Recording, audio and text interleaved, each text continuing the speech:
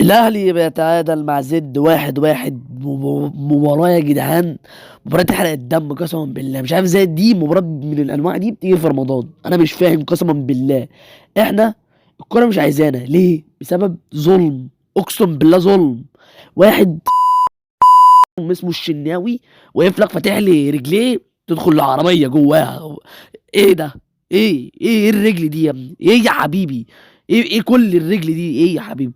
وقاعدين يا جدعان مصطفى شوبير على الدكه، اللي هو اصلا كان شايلك قدام شبيبه القبائل في الجزائر هناك. يعني مش هقف لك هنا قدام زد يا جدع، حرام عليك يا جدع. وهناك بقى عند زد علي لطفي قلب نوير، هناك بيتر شمايكل كاسياس واقف لي هناك يشيل ويحط وايه يا عم؟ ايه ما بتزهقوش؟ ومحمد شوقي المدرب بتاع زد جاب الجون، مات عليه بقى ان انا اروح منزل بقى دفاع.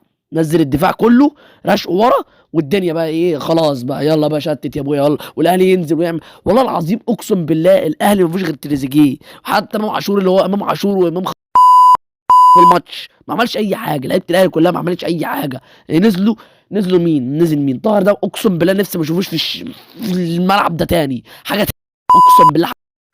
يعني الاهلي الزمالك وبيراميدز بيديك الدوري كده، وسيراميكا راح خلاص، سيراميكا بقى خلاص تعادل اصلا مع وادي دجله النهارده وخلاص. المفروض الدوري بيجي لك على ايدك اهو خلاص. لا تعادل مع زد، وعندنا مدرب ملط بره اسمه ياستروب، منزل لي برضه الشناوي، منزل له طاهر، منزل لي شويه مشاريع في الملعب. اللعيبه كويسه ما نزلهاش، من ليه ما نزلش حسين الشحات من الاول؟ هي الكوره مش عايزاك، هي الكوره مش عايزاك عشان عندنا ظلم في النادي. يلا بقى يلا افرحوا بقى يا جدعان، افرحوا بقى يلا بالتعادل بقى، يلا بقى مجلس الاداره يلا، عشان ما تعرفش تجيب مهاجم عدل يفنش لك الهجمات. تقول لي مين الهجمات اللي عملها مروان عثمان النهارده؟ ما عملش اي حاجه، ما عملش. هو بيفرك ويعمل ويهبط وبتاع، ما فيش. الدنيا خلاص، الدنيا خلاص وقفت.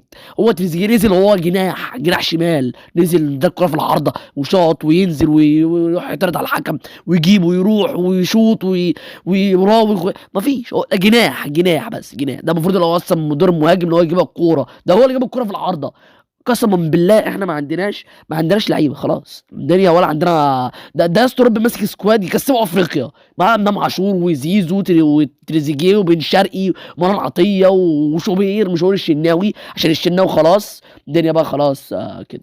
ويكون كده انتهى الفيديو بتاعنا. ما تنسوش تحطوا لايك واشتركوا في القناه، وسلام.